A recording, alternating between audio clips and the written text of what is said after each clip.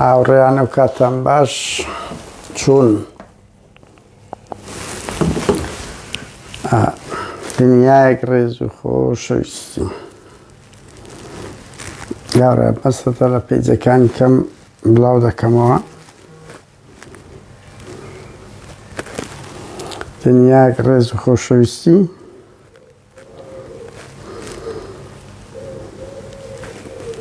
ئێستا دوسێ دەقیقە هەواڵێک بڵاو دەکەینەوە کە بەداخەوە دەبی باس بکەین بەر لەوەی پارتی باس بکە با ئێمە باس بکەین.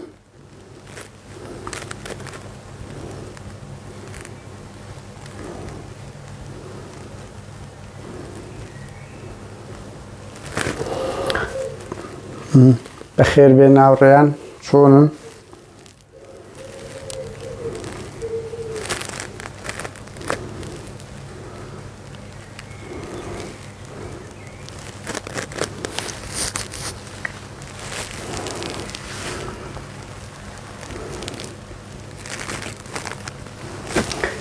دنیایەک ڕێز و خۆشەویستی بۆ ئێوە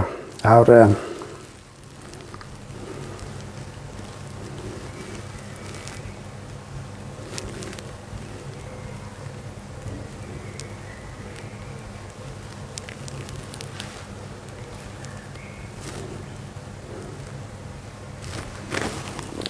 بەخێر بێن هاوڕێیان. هەواڵێکی کەیە لەسەر ئەو پێنج زیندانیە سیاسیی بادینان دەمانەوێت پێتان بڵێین.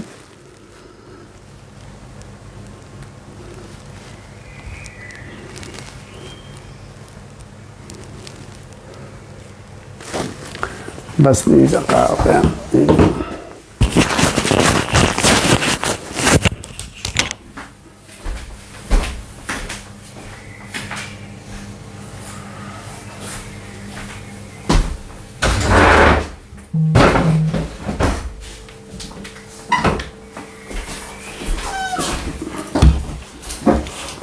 بەخێر بێن هاوڕێیان. ئێستا دەست پێ دەکەین هەواڵەکی کە حەزمان لێ نییە قسە بکەین، بەڵام ئیتر هەر دەبی باس بکرێ، هەر باس دەکرێ تر بابەر لەوە ئێمەش باس بکەین. بەخێر بێن هاوڕێیان. دنیای ڕێز و خۆشەویستی ببورن هاوڕێم. کەم لە وەختی ساعتیش کەم تەمەشا دەکەم.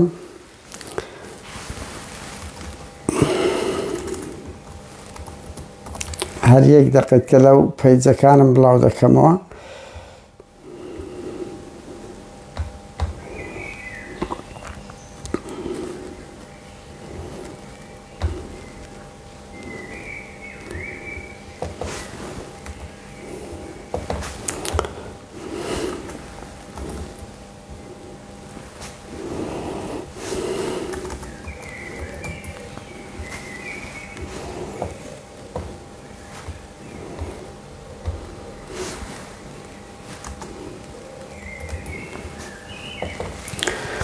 هاوڕێیان بەخێر بێن. ئێستا هەواڵێکتان لەسەر دوایین ڕەوشی زیندانیەکانی بادینان بۆ باز دەکەین کە بەرەو چێ دەڕۆن. ئەو هەواڵەی بە ئێمە درایە بەرەو چێ دەڕۆن.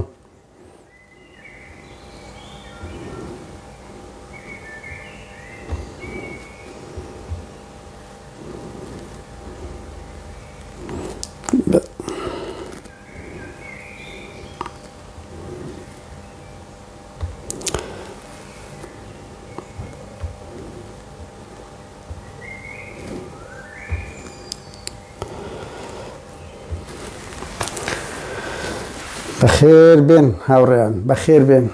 هاوڕێیان. ئەو کاتان باش ببورن. ئەو شەو هەندە قسە و باسی کورت خەبەرێکی ناخۆش ڕادەگەێنین کە هیوادارین لە ئێستاکەوە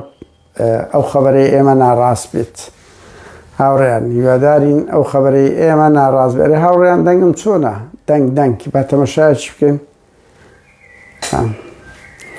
دەنگ زۆر باشە، زۆر باشە. دنیای ڕێز و خۆشەویستی بۆ ئێوە هاوڕێیان. بەداخەوە من ینی حەزم لێ نییە ئێستا دێم ئەو قسانە دەکەم،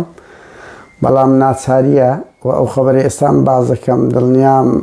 کە هیوادارم دڵنیان نەبم، هیوادارم هەڵە بم هەفتەیەش کە ئەوە بێت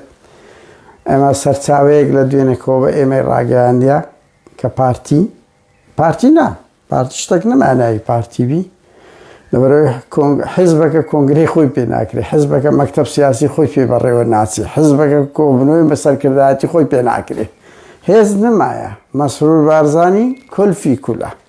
حتا بابیشی سڵتەی زۆر نمایە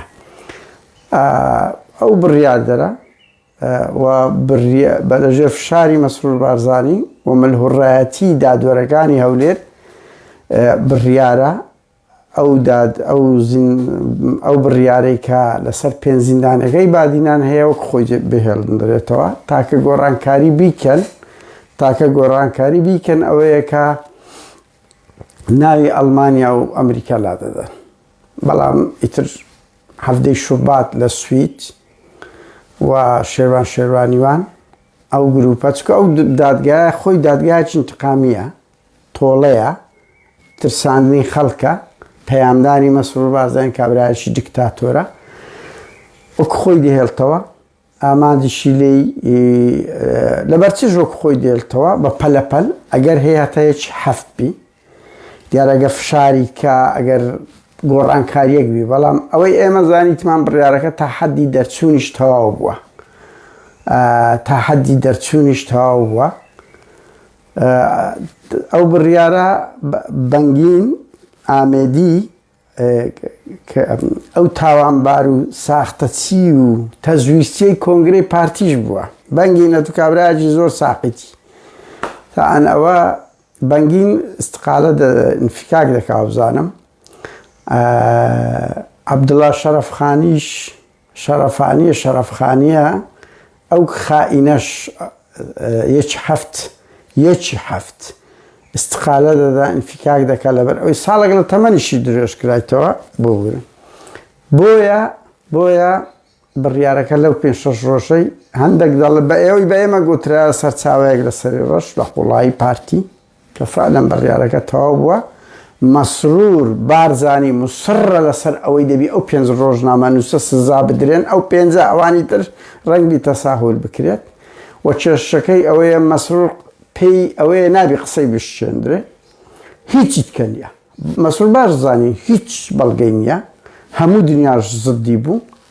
بەڵام کابرایەکە قسەی خۆی پێ وەکو ئیلاهەک سەیری خۆی دەکا نابی قسەی بشێ ئەوە خاڵی جەوهەریە و لە 2-3 شوێن باسی کردبوو کورسیەکەشم لەسەدا بنێم ئامادەنیم سازژە و کەیسەی بکەم بەریان بدەم وایە نە مەسرور بارزانی وتبی کورسیم لەسەدا بنێم ئامادەنیم ئەو کەیسەت تەنازولی لێ بکەم یعنی مەسەلەکە هیچ قانون نییە ئینادی ملهوڕیەکە مەسرور بارزانی دەوێ هەموو خەڵک بترسێنی وەکو ئەردوغانش دوای ئەو فشارە گەورەی لەسەریتی دەبینەوە سەر لە نوێ مەلەفی هەدە پەیدایتەوە دیکتاتۆرەکان هەمووانە یەک مەدرسەن یەک ئەوەن تەنیا ڕەنجیان جودایە زمانەکانیان جودایە بۆیە ئەو سەرچاوی بە ئێمە گوتی بڕیارەکە دەرچێتەوە دیسان 3-2 دەبنەوە 3 پارتیەکە هەمان ئەو تیپە خائینە دادوەرەی پارتی عەبدوڵڵا شەرەفخانی مستەفا گەیلانی و هورمزیارەکە هەر سێکیان ئیمزا دەکەنەوە و ئەگەر نەیان کرد بیت هۆکارەکەش ئەوەیە هەتا یەک هەفت لەبەر ئەوەیە عەبدوڵڵا ناشەرەفخانی ئەو کابرایە ئەوە دەبی استقالە دەدا لەبەر ئەوەی ساڵێک لە تەمەنی لۆ درێژ کرایتەوە و خاڵی دووەم مەسرور بارزانی مسڕە لەسەر ئەوەی چکە ئەو دادگایە هەر لە ئەساسدا ئینتیقامی بوو تۆڵەیە ترساندنی خەڵکە حوکمڕانێتی بوونی مەسرور بارزانیە تاوان هاوڕێیان بە ویجدان هەندێشت بڵێ نەنێچیر لە حوکمڕانێتی نێچیر نە لە حوکمڕانێتی مەسعود بارزانی وشی مەسرور نەبووە هەمومان هەموو کەیسەکانی کەمان لە یادا مەسعودی بابیشی وە بە ملهوڕی نەیکردیە دەیان کەیسە بۆ مەسعود بارزانی ئامادە بووە نەرم بووە یعنی هەتا لە کەیسی کەمالی سید قادر ئەتو بیر بکەوە کێشەمان لە سەناوەکەی نییە کێشەمان لە کەیسەکەیە کە زۆر تند قسەی کرد کەمال نووسینی توندی نووسی و بریندارکەر لە 2005 کەتی مەسعود بارزانی ئامادە بوو بەریدا لە هەموو کەیسەکانی تر بەس مەسرور ئامانجی ئەوەیە بڵێ قسەی من نابی بشتێ کێشەی کۆت ڕسوا دەبی یعنی چڕ ڕوو دەدە لای گرنگ نییە گرنگ نابی قسەی مەسرور بارزانی بشت ئەو سەیری بەژنوباڵای خۆی دەکا نەک سەیری بەژنوباڵای هەموو کورد دەکا و بەگشتی ماڵی بارزانیوانەیە قسەی خۆیان پێ لە هەمووە بۆ نەبوو لە ڕفراندۆم هەموو کوردیان بە ئاوێدادا سەتە کەرکووک و مادەی سا ئەو ناوچانە هەموو کەتەوە بەردەستی کورد دۆڕاندیان لە پێناوی ئەوی مەسعود بارزانی سازشنە قسەکەی نەدۆڕێ یعنی ئەوانە هەموو کێشەی کورد ئامادەن یعنی ئەو هەموو دنیاە ئەو هەموو ڕێکخراوە نێودەوڵەتیە کەگە بەس لە بۆ خاشفتی ئەو ئیدانە نێودەوڵەتیە کرابی ئەو زەر ئامادەیە وەکو خۆی بتەوە دوو هاوڕێیان بە ئەمە ئەو خاڵی کەش بڵێن بەڕاستی ئەو خاڵی کەش بڵێن ئەمریکی و بەریتانی و فەڕەنسیەکان زۆر دەوریان دووڕوویە ترسنۆکانە ئەو دووڕوویانە یعنی مەسعود بارزانی چی ئەو هات حەدای ئەمریکاش دەکات یعنی ئەو قرارە دەربستەوە تا ناوی ئەمریکا و ئەڵمانیا لێ دەرەکرێت کە گوایانە ئێرهابی نین بەڵام هەفتەی شوبات لە سوید بەردەوام دەبی و مەسەلەکە ئێمە مانانیشنەوە مەجموعەیە دەیەوێت بە تیرۆریستی لە قەڵەممان بدا تیرۆریستێک بێ خەڵکێکی ئازادی خواز و قەڵەم بەدەست و مەدەنی خواست بکاتە تیرۆریست وەکو سەدام و هەموو ئەوە بارحاڵ ئەمریکا و ئەو وڵاتانە ڕۆژ ئاوا ئەگە ئەو بڕیارە کە ئێمە سەدبارەی دەکەنەوە هیوادارین هەواڵەکە ئێمە ناڕاست بین هیوادارین غەڵەت بین خەبەرەکە وانەبی گۆڕانکاری بکرێ ئەم بەڕاوکە جەرگ بژان دەگا یعنی هەر لەبەر ئەو پێنج خێزانە هەر لەبەر ڕەوشی سیاسی هەرێم کە دەزانم ئاستەکی زۆر خراپ وەردەگری هاوڕێیان ئاستەکی زۆر خراپ وەردەگری لەبەر ئەوەی حرەکەی دیموکراتی تەسلیم نابێت بەو شتانە کاکە سەدام نیوەی کوردی چارێکی کوردەچی لەناو برد لۆ 1970 کەسی کوشت لە 38 شوێن چیمیایی لێدا یعنی 5,000 گوندی تەخت کرد حرەکەی ئازادی نەمرد ناشمری بە مەسعود بارزانی ئەوە دەبی بەو عەقڵیەتەی ئەوە دەبی کە غەرب حیمایی دەکەن بەڵام قسەی ئێمە لەگە ئەمریکیەکانە لە بۆ بەریتانیەکانە بەریتانیا وڵاتێکی زۆر سەخیفە بەڕاستی تا ئێستاش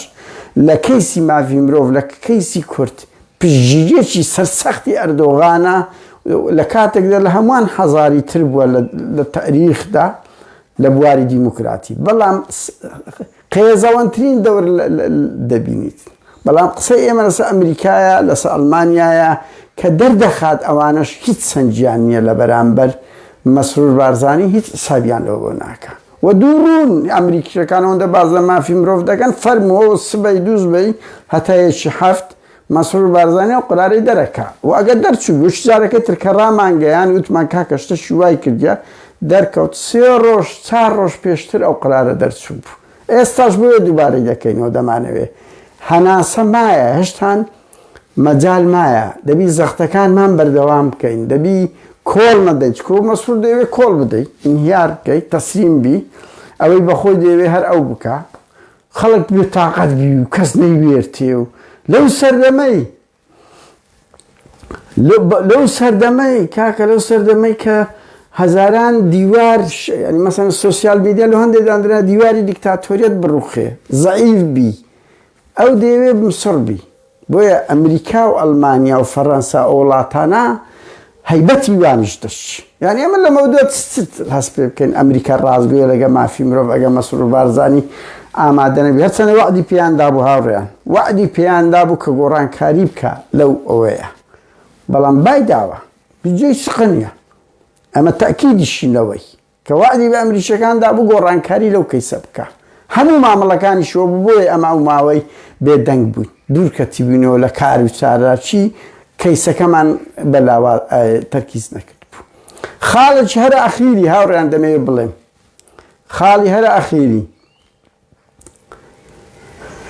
کورەبا باشتەزا بارزانیش چیرۆکی هەر ئەوان بڕوا بکەم پارەشیان پێوەگرت پارەیان پێوەگرم دڵنیام لەوە سەدام لە 92 بەلۆری شمەچی لە بۆ ناردن لە پای ئەوە پارەی دانێ ئەوەوە دەقیقم خەڵک هەبوو لەوێن دەروتی بەلێشاو تەلەڤیزیۆنی ئاخر مۆدیل هات دیار شتیان درایە لە پای ئەوە قسەی ئێمە لەسەر ئەو ڕۆیە هاوڕێیان ئەو ڕۆیە کۆنچ بووە ئەمە باز لەوە ناگەن باز لە شتێک دەکەین کە هێشتان هەناسەک مایە کە نەکرێت چکۆ تا ئەلان نەکرێ ئەگەر هەیە پاشەکشە بکرێتن خاڵش کە هاوڕێیان مەسرولۆ دەکە ئەبینی دێچێتی گۆڕان لە حکومڕانیدانا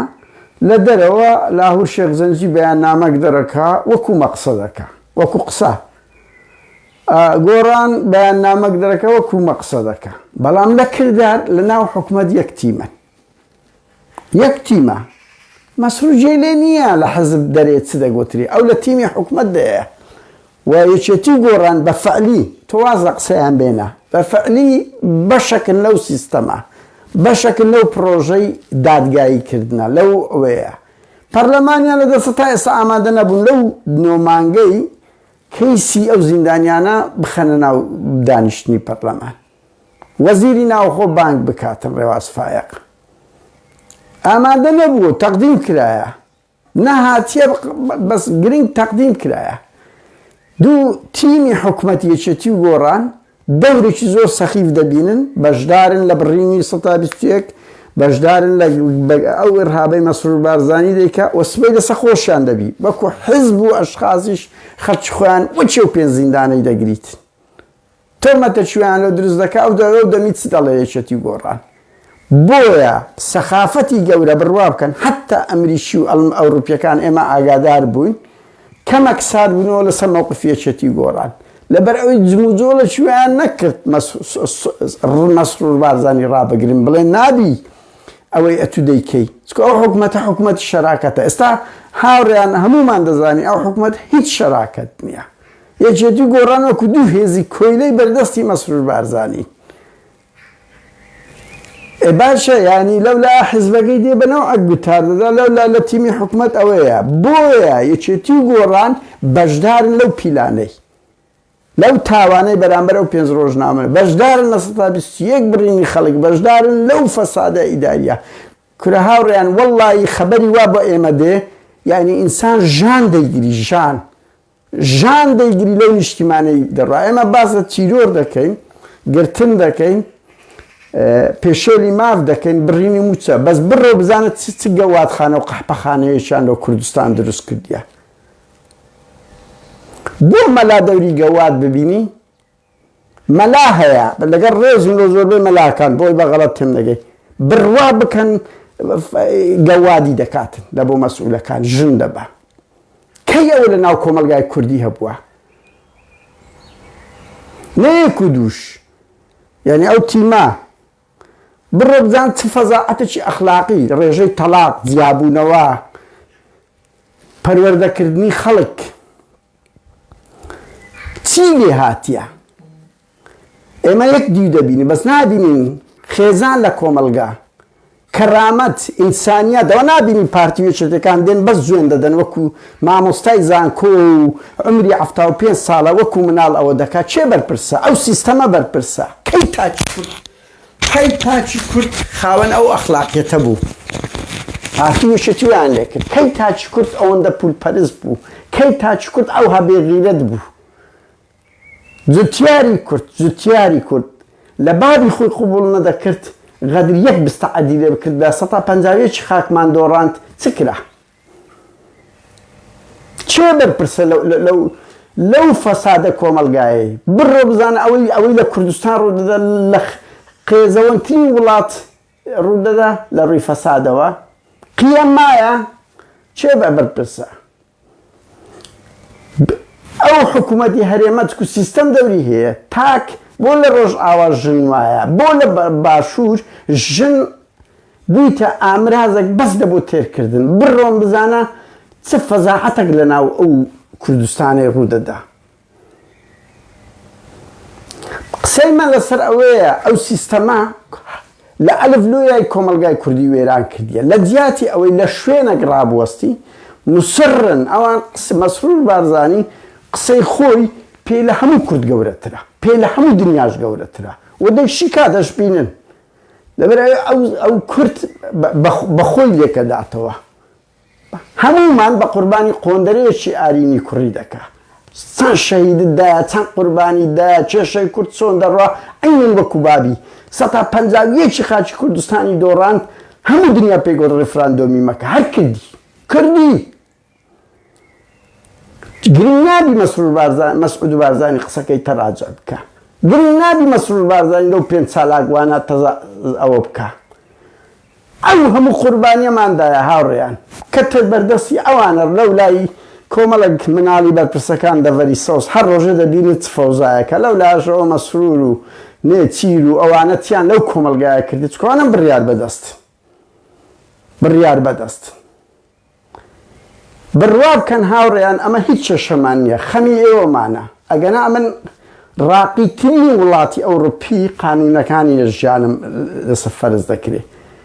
بەس ئەوەی لە کوردستان دەکرێتن ئەو خیانەتە نەتەوەیی ئەو تاوانە گەورەیە والله تورکیا و ئێران و عێراق و سووریا هەر چاریان حکمی کوردستانیان بکردا بەقەد نەماڵەی بارزانی و تاڵەبانی تاوانیان لە بەرامبەر خەڵکی کوردستان ناکرد هەر چاریان ئەو ئەردۆغا ئەو کەمال ئاتاتورکێ قیدکەوە لەگە سەددامی پێکەوە حکمی هەولێر و سلێمانی ئەویان بدە بەقەت ئەو دەسەڵاتە فاسدی کۆمەلگای کوردیان ناکرد ئەو هەمویان ناکوش بە ژەهر و دەرمان و فاسدی ئەو هەموو قوربانی گەورەماندایە بە هەر یەکێک لە ئێوە تاچی کوردیش بەرپرسە لەو کەم کورتیە بێ هەمووی کڵاوی خۆی دەگری شەڕەکەی تووشی مەجموعەیەکمان دەکاتن کاچی من هەموو عمرت لە تیای برتە سەرێ هەموو عمرت لە زیندان برتە سەرێ شەهیدتدایە قوربانیدایە تێکۆشاوی لەبەر چاوت ئیهانە دەکرێ قسە ناکەی ئەو ئەزمونەی بەدەستی نایە بۆیە ئەنگۆش بەشدارن یعنی بەو دەرەزە نییە ڕەوشەکە تارمایری دوایەوە سەددام ئەوە ئەندەردۆغان چ دەگەن خەڵک کۆڵ نەدا کام سیستەمی دیکتاتۆری پێکرا ئیلە ئەبەد ئەوە بکە بەهەرحاڵ هاوڕێیان مە قسەی کۆتاییمان هەر ئەوەندەیە ڕەوشێکی زۆر خەتەر هەیە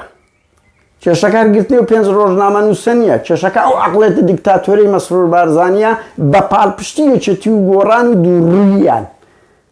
لەو ڕۆ پاش دەبێ ئێمە ڕەخنەمان ڕوو لە یەکێتی و گۆڕانیش بێ ئەوان لە حکومەت بکشێنەوە مەسرور ناتوانین وا بکاتن بەس ترسنۆکن و بەشدارن و دووڕوون و ئەمریکی و بەریتانی و فەڕەنسی و وڵاتانی ڕۆژئاواش بە هەمان شێوە درۆمان لەگە دەکەن و درۆشیان کردیە لەولا باز لە مافی مرۆڤ ئەوە ئاخر بەجددیە تۆ حیمایەی هەرێمی کوردستان دەکەی مەسرور چییە بەجێت نەکا ئەگەر تۆزێک ڕازگۆ واز لە دروشمەکانتان بێنە تخوا معقولە یعنی من برادر هەبووە یەک خەبەری نووسیە قونسڵی ئەمریکی داوایان کردێت لابدەنەوەک مەسرور بارزانی تووڕەبی یعنی باش هایبەتی خۆتان هایبەت ئەو هەموو هەڕەشەتان کردووە چیری وەزیری خارجی ئەمریکی هات لەگەر ئەوەی دانیشت مەسرور بارزانی ئێستا هیچ حسابتان لۆ نەکا مەسرور بارزانی باشە من چی قەمبەنگەوە بی وەکو حاڵەتی باشە قونسڵێتان لۆ چی کردەوە لەوێندەر گوایە بن دیعای مافی مرۆڤ دەکەن یعنی هەست پێ ناگری ئەزار خەڵک دەرچێ ئەو ئەمریکاش فشەیە هەر بەجددی ینی خەڵکی مەخۆخواتی هەنجەتە چییە بێتە برێ ئەمریکا ئەو شکستەی ئەو بڕیارێکە دەرەچی مەسرور بەس دەیە بڵێ ئەم منەتی کەس نازان بە ئەمریکاشەوە ئیهانەیان بکە بەهەرحاڵ هاوڕێیان قسەی کۆتاییمە هەر ئەوەیە ئێمە هیوادارین غەڵەت بین هیوادارین خەبەرەکە گۆڕانکاری لە وەزعی زیندان بەس ئەو خەبەرێ بێ ئێمە گۆترایە وایە و ئەو تاوانەی دەشکا و سێدادوەرەیە کە ئیلە ئەبەد وەکو خائین دەبن حیساب دەکرێن بۆ مەسرور بارزانی کوردستان بەرەو تاریکستانێکی گەورە دەبا و ئەوەی بەشداریشە لەوەی یەکێتی و گۆڕان و دوای ئەوە کۆمەڵ و یەکگرتووشە حزبی شوعیشە کە لە ئەمریان نەمینێت لە هەموو ئەوەی تەواو بوو لەسەر یەک قسەیان نەکرد لەسەر ئەو 5 زیندانیە حزبی شوعی و چەپ و ئەوانە ئەو حزبانش بەشدارن لەو تاوانەی کاتێکی خۆش هیوادارم 100 بارەی دەکەم و ئێمە غەڵەت بین بەستا 10 ڕۆژکە دەبینن